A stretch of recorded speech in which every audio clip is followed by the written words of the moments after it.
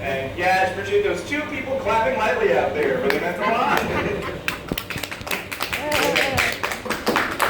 Now, I know what you guys are probably wondering. You're probably wondering, why isn't this alligator more aggressive? Why aren't all these other ones coming over to attack and eat me? How am I still alive? And why do you guys look so disappointed I am still alive? Now, when they do first come in from the wild, they are extremely defensive, and he's literally going to try to kill me because he thinks I'm going to kill him and he's afraid of me.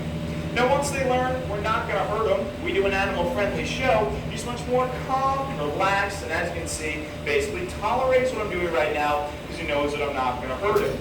Now, they also know, very importantly, that if any of them come over here to mess with me, I just make that guy do the show instead. You know where I'm going there. My work days are normally 12 to 15 shows a day, so I work with every single alligator in here.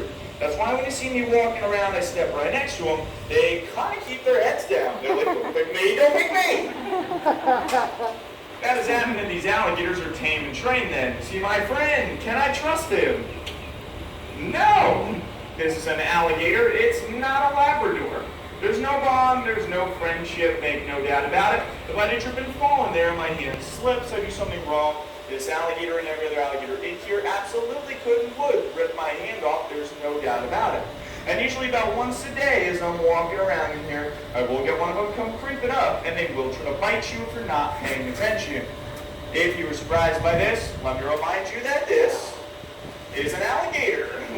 Alright? They do that. He's not my pet. He's not my friend. I love him. He doesn't love me. And yes, they do bite. In fact, this individual right here actually did bite my boss once before. Like, for real, that's not a joke or a punchline. But it is why he's my favorite. Who's a good boy? Now, I do have one last trick to show you guys. Before I do it, I do want to tell you a little bit about myself, too, so you don't think I'm completely insane. Stairs out there. I actually have a bachelor's degree in finance and international business from a college in New York. Yep, doesn't make a lot of sense to me either. But for my entire college career, all I really wanted to do was get out of the Shark Tank and into the Gator pit. Now, a phrase that I choose to live by is live your dreams and follow your passion.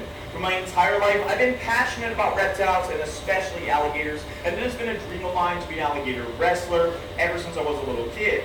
So I feel extremely fortunate to have been given this opportunity, and I encourage everybody out there to pursue your wildest dreams, because you never know, they might just come true. Now, that being said, the only way that I'm able to continue to do this job full time is through the generous donations of the people in my audience, and it's you guys. Now, understand that I am a volunteer and not an employee of the park due to liability and insurance. Liability! Alright? And I think you do the math on this one, it does tend to be a little bit dangerous.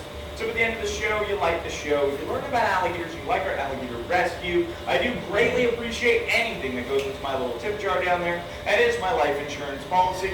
It's also how I make a living.